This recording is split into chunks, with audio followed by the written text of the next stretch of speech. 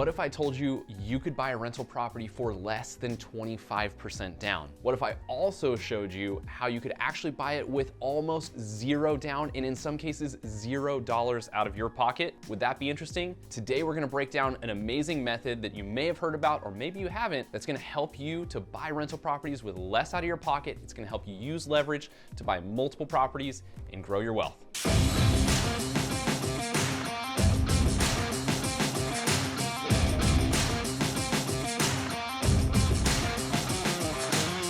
I'm Andrew Lewis, a real estate investor and entrepreneur with over 10 years experience building and growing a real estate team and investing in real estate. Before we dive into today's video, make sure you hit that like button, leave us a comment about any questions you have about the method we're talking about today. And as always, be sure to hit that subscribe button so you don't miss out on future updates. I'm here to help you break out of that 9-to-5, gain financial freedom, and grow wealth through real estate. Let's dive in. That's right, I said it. You can buy an investment property for less than 25% down, and in some cases it can absolutely cost you nothing out of your pocket. Let me tell you about this method.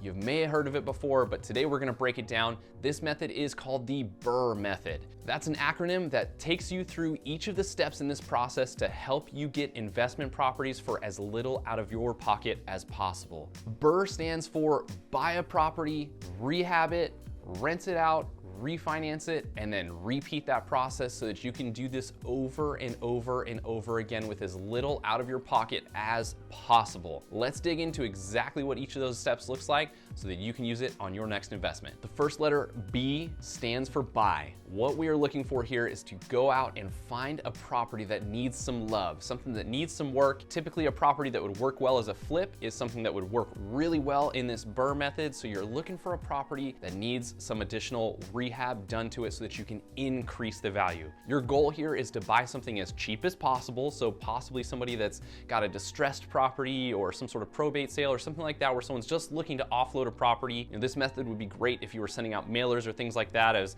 you know, I buy homes cash or whatever it may be, we'll buy ugly houses, so that you can get a great deal. The better deal you get here on the front end, the better you're gonna end up in at the very end as we continue to walk through these steps. So this first method here, this first letter is to buy a property.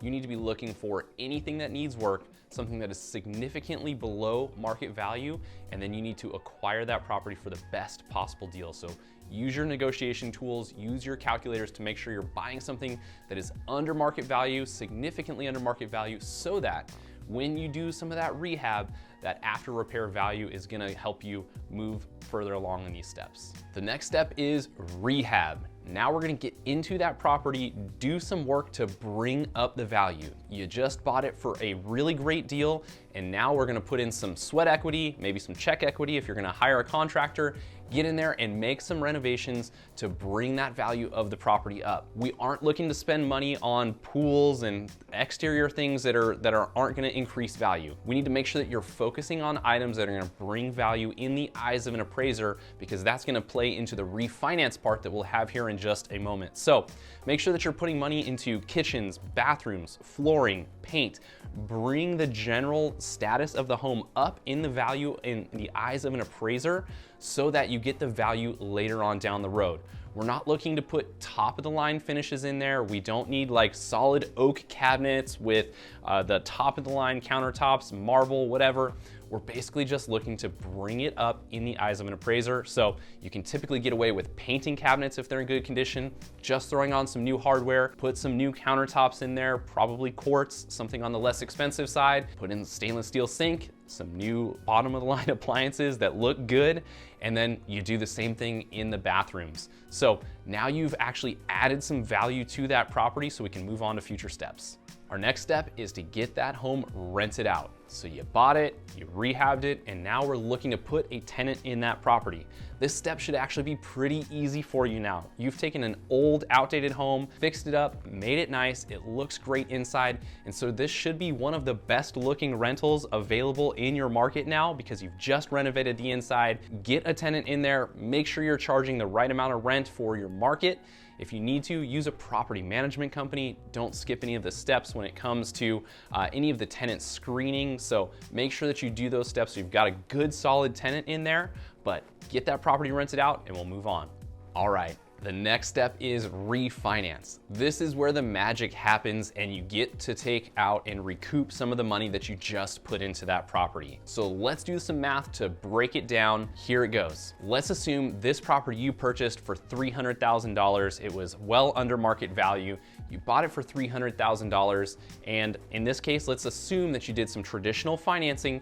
You put down a 25% down payment. So you're all into the current property for $75,000 for your down payment. Now let's assume you took a really healthy budget. I'm blowing these numbers up just to make sense for you, but let's say you did $50,000 in renovations inside of that property. Now you are into the property for $125,000 total out of your pocket. But now that you've done those renovations, you just increased the value of the property to $400,000. Now what you get to do is take that to a bank and put a mortgage on the property. Or in this case, since we're assuming some financing, you're going to do a cash out refinance on that. You get to take out 75% of the property's value and you get that as cash back.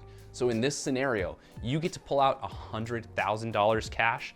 You just recouped. So now you're all into a $400,000 property for just $25,000. That is significantly less than a 25% traditional loan on that property. So obviously, if we had saved some money on some repairs, we skipped cabinet replacement, we just painted some cabinets, put on some additional hardware, then you would possibly be able to, in this scenario, get away with $0 essentially at the end of it. So you own a rental property with nothing out of your pocket. You were able to recoup all of that money. Now I want to make a little note here. It would be best if you can use cash for the initial purchase. That actually helps you speed this entire process up. And then at that point, you're a little bit less as far as the financing costs and things like that. One thing you do need to look out for if you do put a traditional mortgage on the property to acquire it the first time around is a seasoning period. So typically for a cash out refinance, that has been a 6-month period. However, they did just recently change some rules on that, and now we're looking at a 12-month period seasoning before you can pull that cash back out. So it's still a great method at that point. You're just gonna have to be out of pocket for some money for a little bit longer, and so it's gonna take a little bit longer to do that portfolio growth. But if you can use it with cash, or you can do some sort of hard money loan, something like that, so that you can get away from some of those regulations on the seasoning periods, it's gonna allow you to grow your portfolio much quicker. The final step is to repeat the process. In the scenario that we just ran, you got $100,000 back out of your $125,000 initial investment, and then you're gonna take that money and go do it again with another property. Do the same process, pull money back out, go do it again and do it again. This method allows you to exponentially grow your portfolio in a way that you could not have imagined. Rather than putting $125,000 down on a traditional property, getting a tenant in there, getting a cash flow a little bit, and then just waiting on the appreciation game before you can unlock and leverage some of that equity, now you're able to do this. If you did cash, basically as soon as you get that property rented out and renovated, you move on and do the next one, you do the next one, you do the next one. If you're gonna use traditional financing, again, it'll take you just a little bit longer, but a year in between each one of those BRRRR Method flips is not a bad deal. So get out there and repeat the process over and over again. I hope the numbers for this method made sense in your head. If they did, I'm sure you're incredibly excited to get out there and see if you can find some deals that make this number system work. It is a great way to continue to grow your real estate portfolio much faster than traditional methods. I hope you enjoyed today's breakdown of the BRRRR Method. Get out there and use this method to grow your real estate portfolio. Make sure that you hit that like button on this video. Leave us a comment about any questions along the way that you may have had throughout these steps, and be sure to hit that subscribe button so you don't miss out on future videos. I'm here to help you break out of your 9 to 5, gain financial freedom, and grow wealth through real estate. We'll see you next time.